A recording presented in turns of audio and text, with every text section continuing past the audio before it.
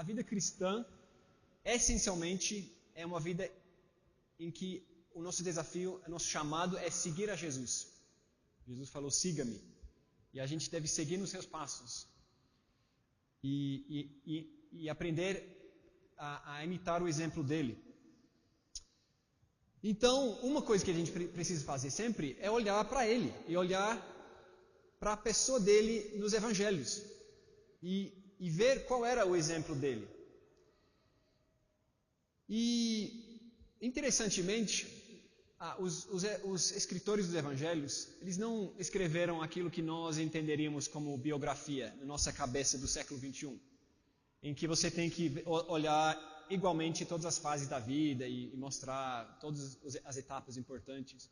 Eles deram uma prioridade imensa para a última semana da vida dele e uma grande prioridade, além disso, para os 3 últimos anos e um pouquinhozinho sobre o nascimento. E temos uma única passagem dos evangelhos que trata de algo entre o nascimento e o começo do ministério de Jesus, que cobre 30 anos. E essa é a passagem que eu quero olhar hoje, com essa questão em mente. O que nós aprendemos aqui da pessoa de Jesus com relação ao aprendizado? Tá bom? Então, vamos lá. Lucas, capítulo 2. É o nosso texto, finalzinho do capítulo 2. E eu vou começar a leitura no versículo 39. Mas a ênfase vai ser a partir do 41.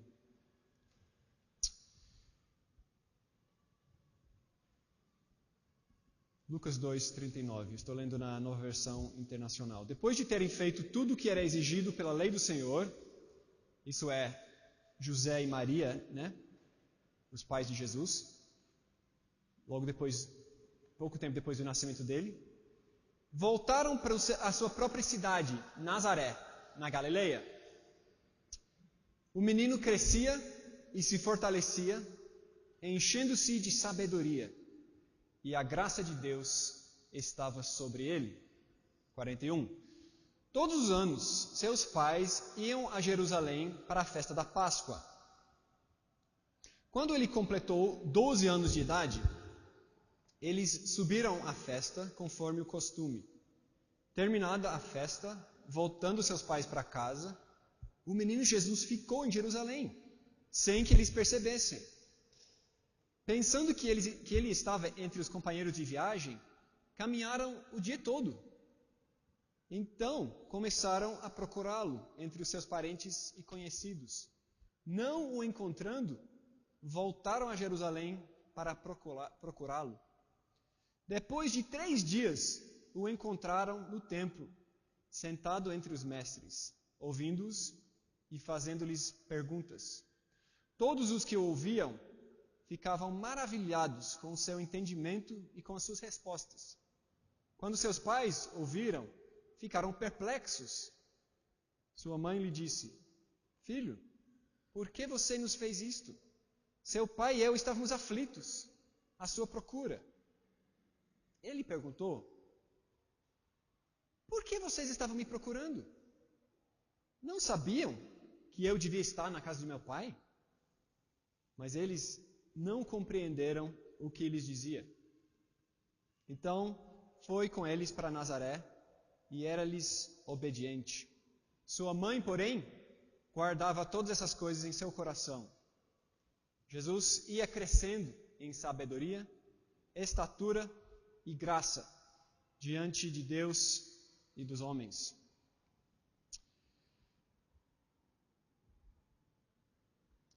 Então, esse pequeno episódio, que é o único vislumbre que nós temos de Jesus entre bebê e o começo do ministério dele, provavelmente foi Maria mesmo, foi a própria Maria que foi a fonte de Lucas. Lucas conta que ele foi atrás de pesquisar tudo certinho. Provavelmente foi Maria, a mãe de Jesus, que contou essa história para ele. E a cena é a seguinte: Jesus tem 12 anos. Ele está entrando na adolescência. Quem sabe ele tem um comecinho de bigode aparecendo no lábio de cima. Ele mora com seus pais em Nazaré. E eles são judeus devotos, judeus fiéis. Tá claro aqui, eles sempre vão para Jerusalém como deviam fazer.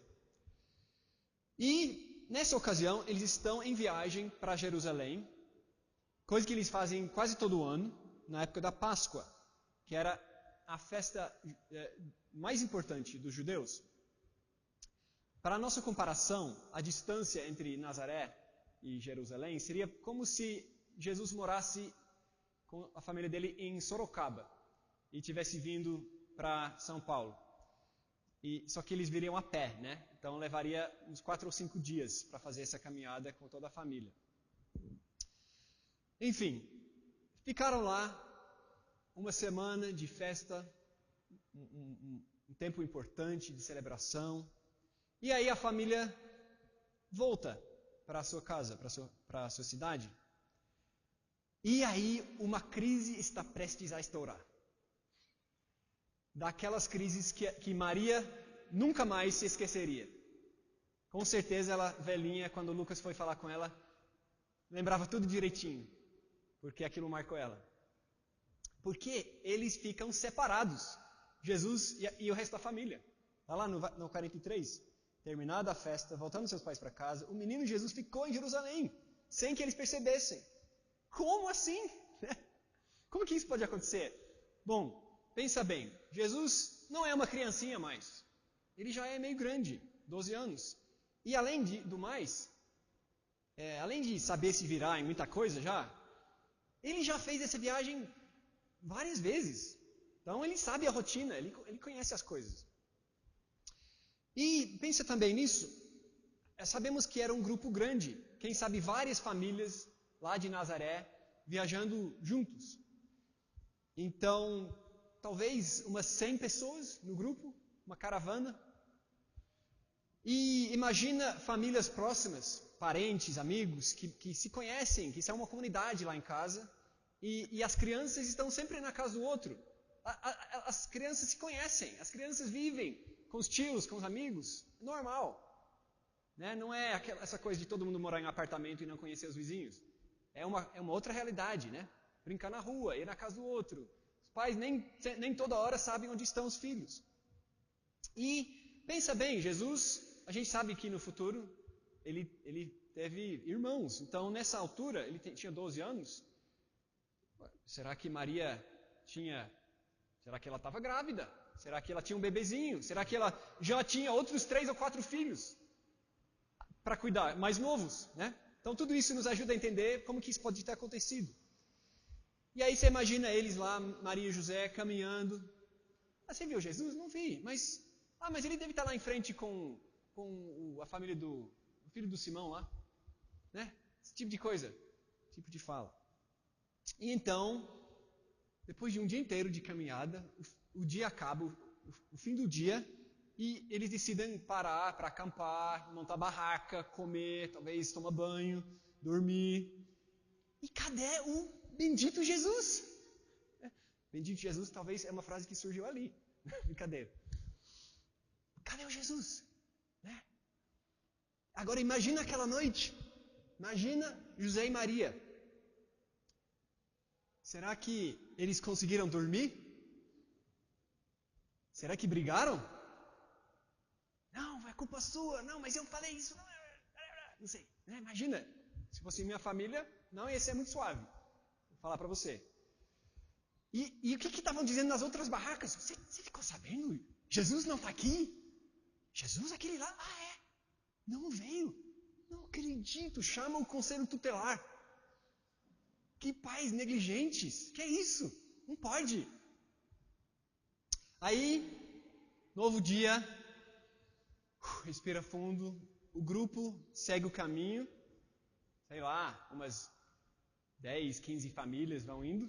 E uma família volta para Jerusalém, indo na contramão do fluxo de peregrinos que provavelmente ainda saía de Jerusalém depois da Páscoa. E aí, mais um dia de caminhada, e enfim, chegando lá, no pôr do sol, muito cansados, porque é muita subida para chegar lá, e um pouco envergonhados, né? eles chegam lá e provavelmente eles voltam para o mesmo lugar onde eles tinham passado a semana passada. E aí você imagina, aquele dono de loja, "Oh, Maria, tudo bem? José, vocês já estão de volta?" E eles assim, não acredito. E ainda nenhum sinal de Jesus. Mais uma noite. Então, primeiro, não imagine que a vida familiar de Jesus era aquela coisa bonitinha. E não imagine que a sua vida tem que ser bonitinha também. Talvez tenha alguém aqui que está assim, ufa, eu me vejo aqui. Eu conheço uma família lá que eles têm, na Inglaterra, da nossa igreja, tem 6 filhos. Teve um caso que eles foram para a praia e 10 minutos depois de chegar em casa da praia, a polícia bateu na porta com uma filha deles. Eles tinham esquecido na praia. Acontecem essas coisas. Então fique encorajado se a sua vida é um tanto caótica. A família de Jesus também era assim, tá bom? Mas fique de olho nas crianças, claro. Vamos continuar. Terceiro dia. Agora sim, para valer, começa a busca pelo Jesus, pelo primogênito. Vamos na casa dos parentes. Deve estar lá. Não está. Então vamos naquela praça onde os meninos sempre jogam bola. Não, também não. Então vamos lá nas lojas. Não está também. E aí perguntando por aí, ninguém sabe onde está Jesus. E por fim, José e Maria, eles vão para o templo. E aí eis o menino. O templo. O que seria o equivalente hoje ao templo? Como devemos entender o templo? Às vezes a gente acha templo, igreja. Só que não. É sim e não. Um pouco assim, um pouco como uma igreja, só que é algo muito maior. O templo, no tempo de Jesus, era o centro teológico, o centro cultural, o centro educacional do povo judeu. Era como se fosse uma catedral, um seminário teológico, uma universidade, uma biblioteca, um teatro, tudo isso junto, em um só lugar. Então é como se Jesus, ele fosse um menino do interior, que tivesse vindo lá de Charqueada. Se você não sabe onde fica Charqueada, então entendeu direitinho. Ele veio lá de Charqueada para São Paulo e seus pais o encontraram finalmente na USP, por exemplo. Então, pergunta para você. Quando nós estamos à toa, quando nós temos tempo para fazer o que a gente quiser, para ir para onde a gente quiser, o que fazemos com esse tempo? Muitos de nós ligamos a TV, abrimos o Netflix, muitos de nós ficamos fuçando no noticiário popular, no celular, para encher a cabeça de qualquer coisa, né? Para se distrair. Nós temos bons livros em casa, nós sabemos que nos faria um bem enorme conhecer melhor a Bíblia. Podemos começar um curso, capacitação, pós-graduação, seja o que for. Mas, via de regra, se você é um pouco como eu, nós lemos infinitos artigos sobre nosso time de futebol. Ou então, sobre a vida das celebridades. Ou seja o que for seu interesse. Jesus foi para o templo porque ele queria aprender.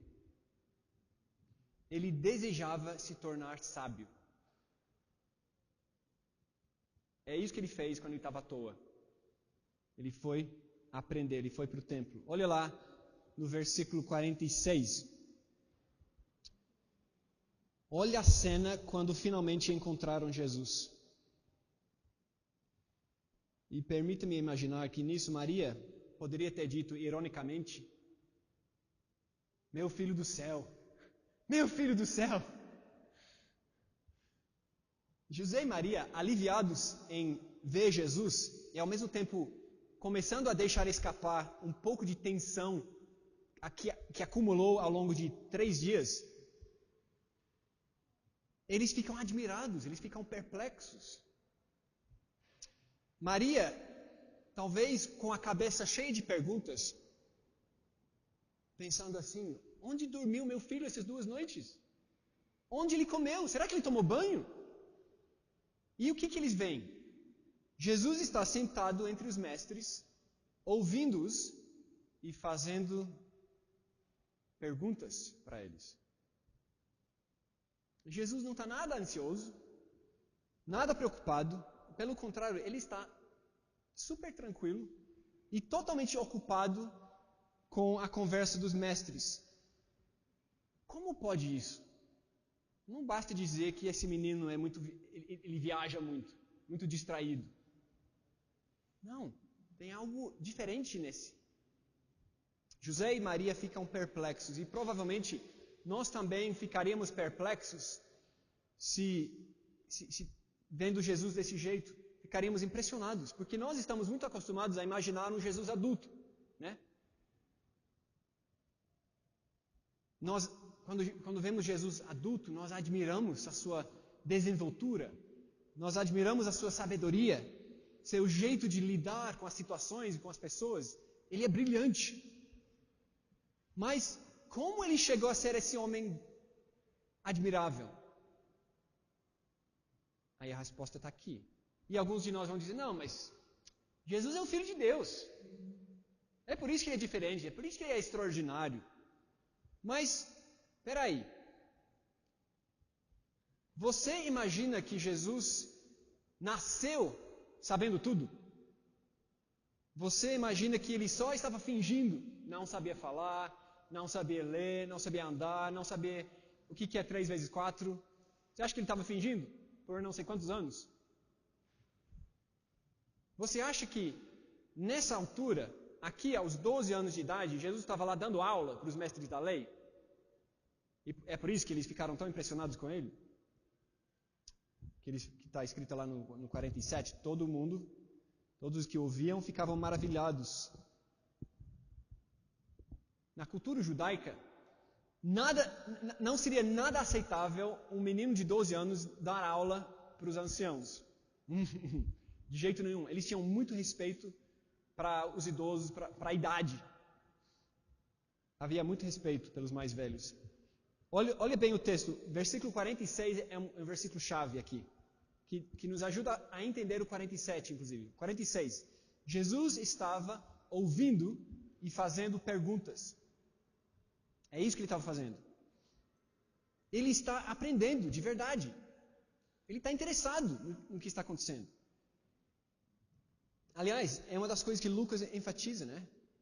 O fato de ele estar aqui numa fase de crescimento. Olha o versículo 40. Enchendo-se de sabedoria. Olha o 52. Crescendo em sabedoria. Ele está crescendo, ele está progredindo, está se desenvolvendo. E se Jesus cresceu e aprendeu, se uma vez ele não era aquele que ele haveria de ser, isso é muito bom para nós. Isso é fantástico para nós. Isso nos dá esperança.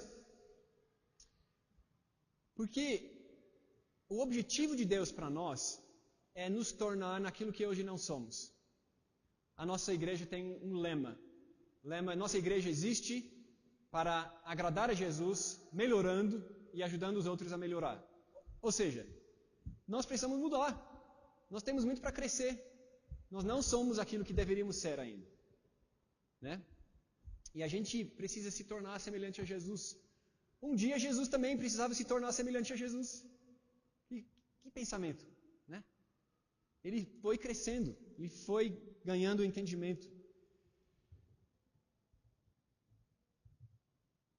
E aí ele se tornou um homem maduro, um homem sábio, temente, corajoso, amoroso, compassivo, inteligente. Então, sim, Jesus é o Filho de Deus. E parece que nessa altura ele já tinha algum entendimento disso. Mas, em primeiro momento, ele era o filho de José e Maria. Ele sempre soube disso. Ele era um rapaz que estava crescendo e aprendendo.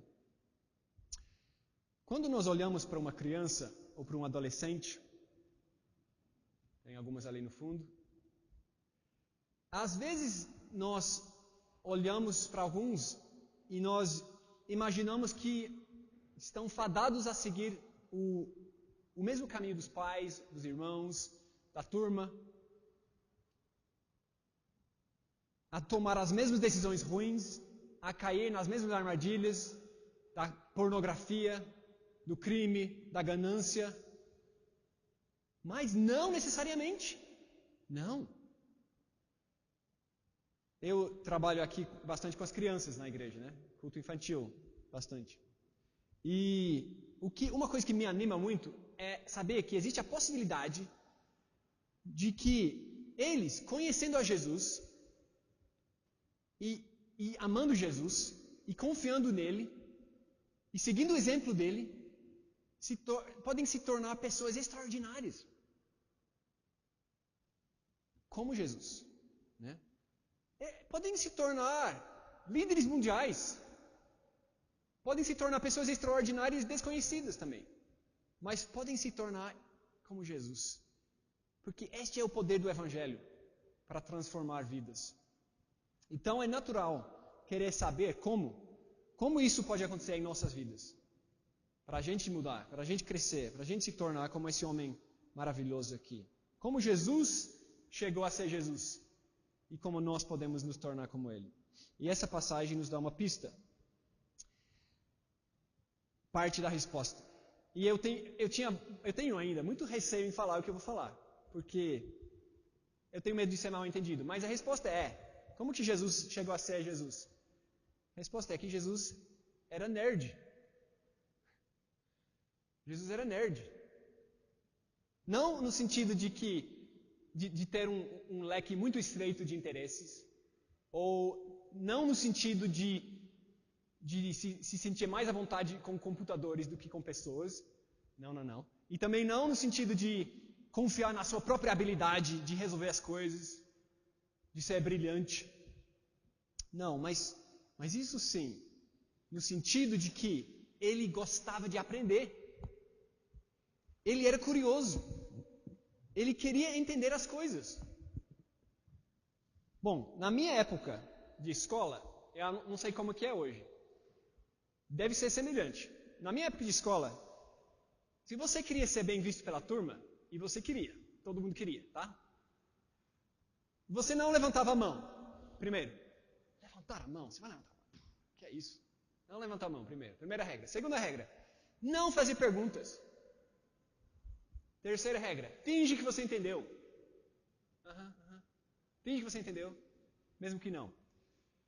E finge que você está prestando atenção, inclusive, mesmo que enquanto você finge, você fica escrevendo recadinho para os outros, ou cutucando o amigo, ou pensando em qualquer outra coisa. Esse era o caminho na escola. Assim, pessoal legal era assim. Que desastre isso, gente. Jesus levou a sério o aprendizado. Para ele, crescer em entendimento era uma prioridade. Ele não ligava o que os outros pensavam dele. E essa conversa no templo era ideal para o que ele queria. Ele foi parar no lugar certo. Porque os mestres da lei, que conversavam, que discutiam os assuntos lá, eles lidavam com as questões mais cruciais. Questões a respeito de Deus. Questões a respeito da correta interpretação das Escrituras. Questões que têm dois dobramentos que afetam tudo. O cerne, a base de toda a nossa visão de mundo. Na tradição cristã, nós valorizamos altamente todas as disciplinas. Aliás, as primeiras universidades da Europa foram fundadas por monges, junto com mosteiros, abadias.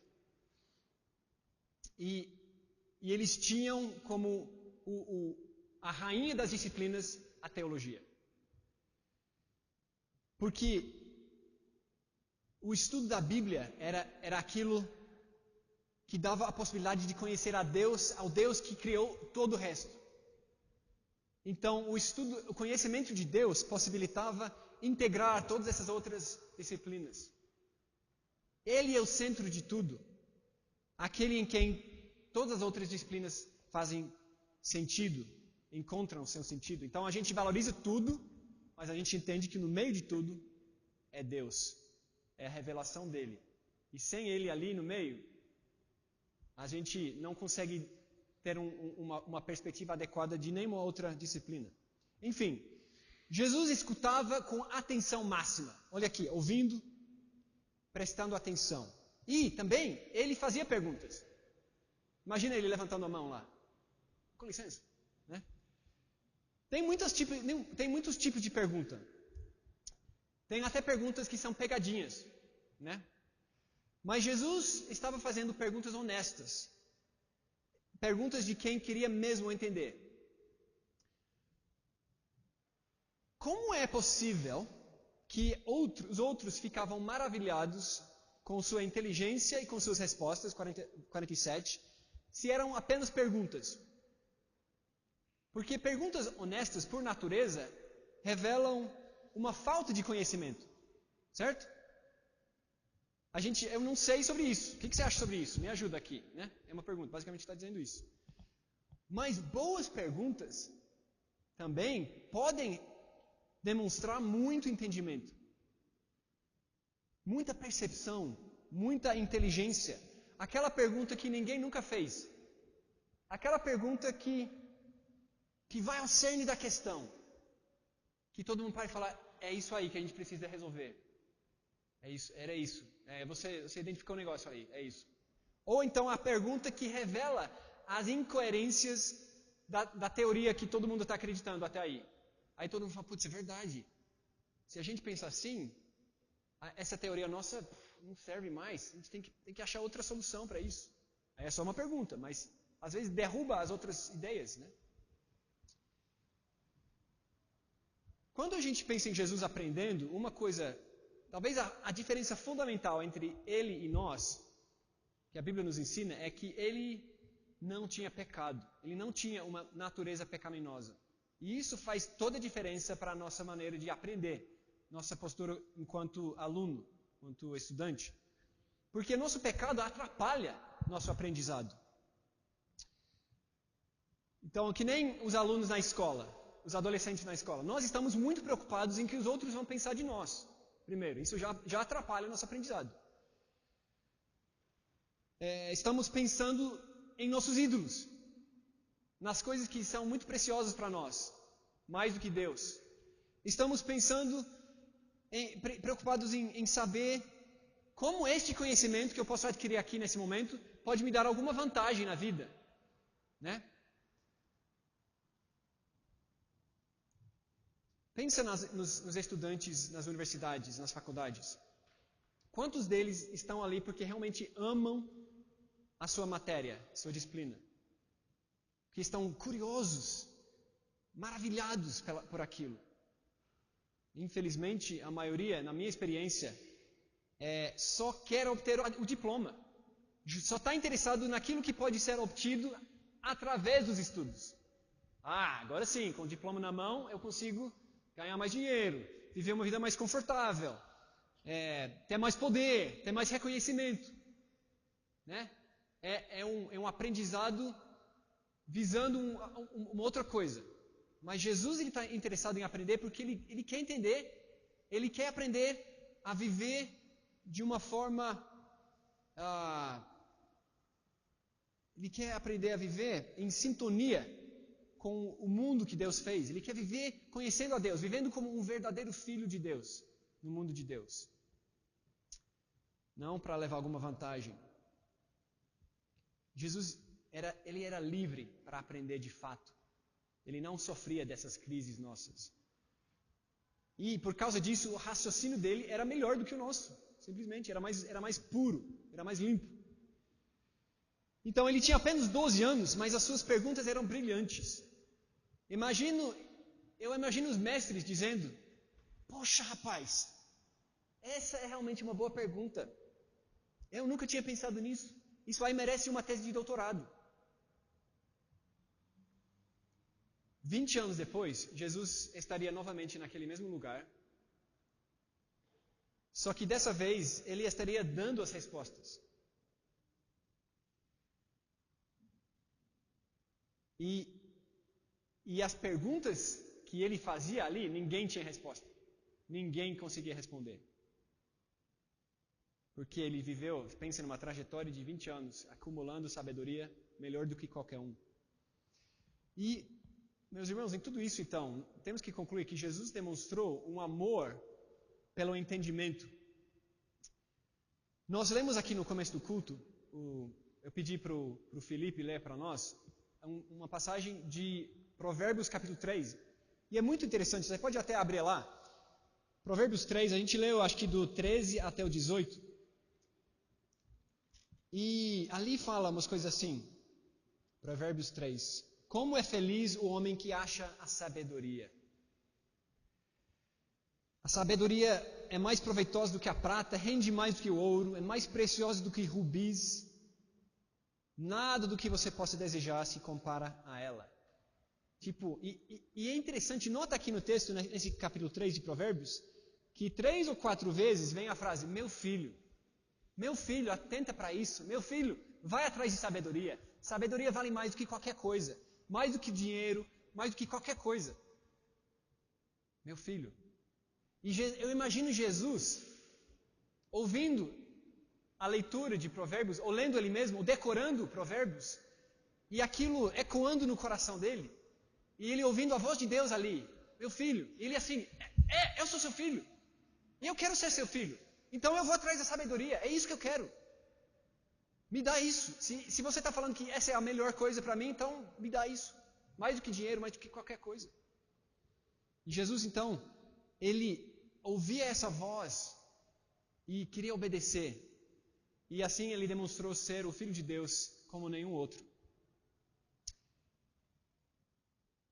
Ele estabeleceu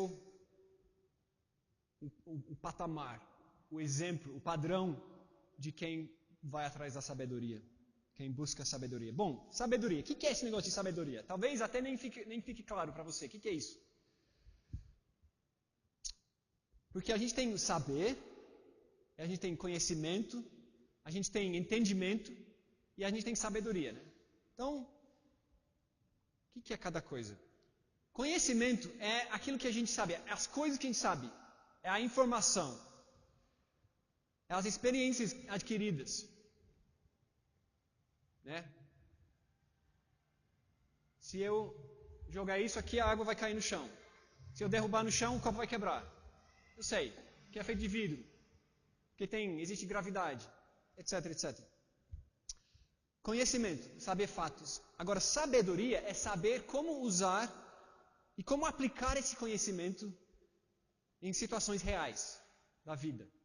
Então, eu estou mostrando sabedoria aqui, não julgando do chão e deixando aqui, tomando um pouco de água para a minha saúde, manter a concentração. E uma frase engraçada que mostra isso é: conhecimento é saber que um tomate é fruta. Sabedoria é saber que não se deve usar o tomate numa salada de frutas. Certo? Como usar o conhecimento? E isso, hoje, em nosso mundo, a gente tem muito conhecimento, a gente tem muita tecnologia, a gente sabe as coisas na ponta do dedo. Informação a gente tem, é fácil. Agora, saber usar isso é difícil. Quantas crianças hoje estão tendo uma criação ruim, distorcida, porque o pai nunca desgruda do celular. Eu preciso me treinar, preciso me policiar nisso. Que não aprende a se relacionar com a família, porque está cada um assim. Isso é falta de sabedoria. Sabe muito, tem conhecimento, mas não tem sabedoria. Jesus não só cresceu em conhecimento, ele cresceu em sabedoria. Como Lucas nos diz, no começo e no fim da passagem. E isso é ilustrado na passagem, na maneira com que Jesus se relaciona com os pais. Tá? Olha lá, versículo 48. Quando seus pais o viram, ficaram perplexos. Sua mãe lhe disse: Filho, por que você nos fez isso? Seu pai e eu estávamos aflitos à sua procura. A Maria está ansiosa, está frustrada, está preocupada. Não sabíamos onde você estava. E Jesus, no 49, ele realmente não compreendeu. Mas como assim? Vocês não sabiam? Vocês ficaram olhando em outro lugar? Vocês só tinham que vir me chamar. É claro que eu estaria aqui. Eu teria vindo tranquilo. Quando Jesus fala, vocês não sabiam que eu devia estar na casa de meu pai, a ênfase não está no lugar. Aliás, Lucas nem usa a palavra casa, nem fala do templo especificamente. Ele fala mais ou menos assim, a ideia de que Jesus, eu estaria nas coisas do meu pai, eu estaria nos assuntos do meu pai, no trabalho do meu pai. Para ele era óbvio, não, tipo, vocês mesmos não me encorajam a aprender a ter Deus como meu pai? Então eu estou fazendo isso, né? Os pais dele eram bons, né? Então aprenda, estuda as Escrituras, cresça como filho de Deus. E ele estava fazendo isso. E que lugar mais óbvio para procurar ele então do que o templo, para quem precisava aprender? Jesus entende que Deus é o pai dele. E isso de uma forma tão profunda que Maria e José não entendem, nunca viram um menino assim. Não entendem a resposta dele. Então, nenhum lado está entendendo o outro aqui. Jesus não entende os pais dele não entendem ele. Perfeito para uma briga, né? Para uma briga de família. Mas o que acontece? Jesus mostra sabedoria. Ele sabe o que ele tem que fazer. Ainda que Deus fosse seu pai, ele também tinha pai e mãe terrenos. E a vontade de Deus era que ele se submetesse a eles. Era preciso obedecer e voltar para casa. Acabou a aula. E foi isso que ele fez.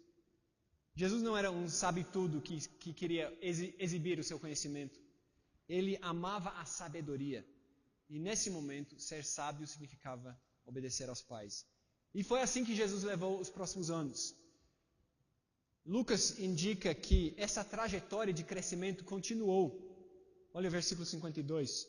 Jesus ia crescendo em sabedoria, estatura e graça diante de Deus e dos homens. Então ele aponta assim, é isso. Próximos 20 anos é crescimento. Porque na próxima vez que a gente tiver Jesus, ele vai ter 30 anos.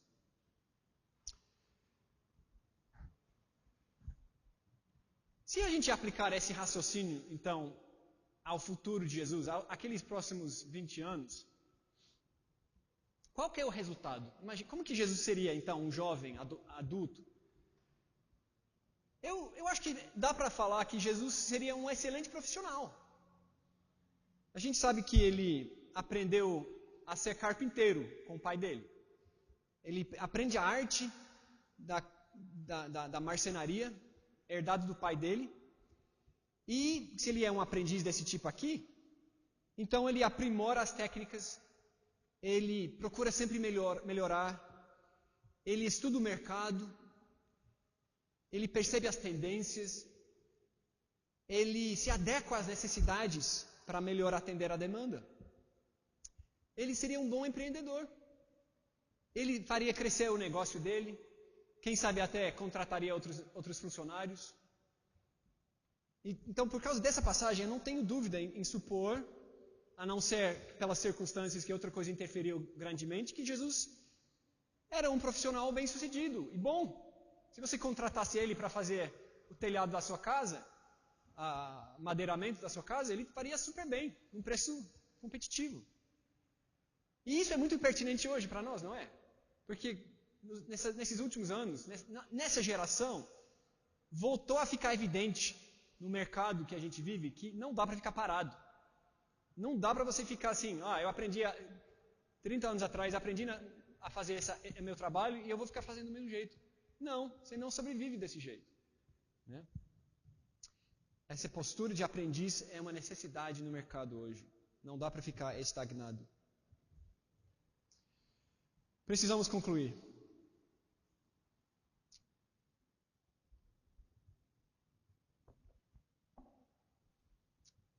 O objetivo de Deus para nós é nos moldar à semelhança de Jesus.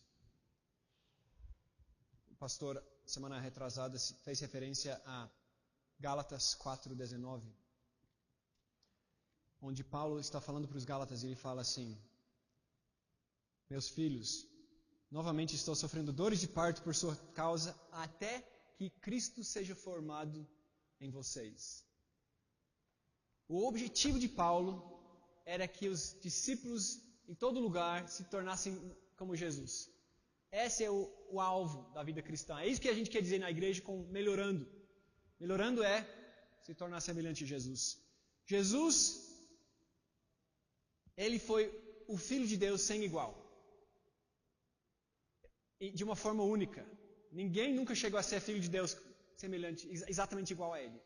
Mas semelhante sim. Porque quem crê em Jesus tem o direito de se tornar filho de Deus. João 1,12. Recebe o direito de se tornar filho de Deus. É recebido na família de Deus. Deus, se você é cristão aqui hoje, se você confia em Jesus, Ele te ama como pai, como um bom pai ama o seu filho. E você tem acesso a toda a sua generosidade, toda a sua graça, toda a sua sabedoria. Ele está lá, ele te ama. E Ele quer te fazer o melhor. E nosso objetivo é aprender com o nosso irmão maior, Jesus. Essa é a caminhada para o cristão.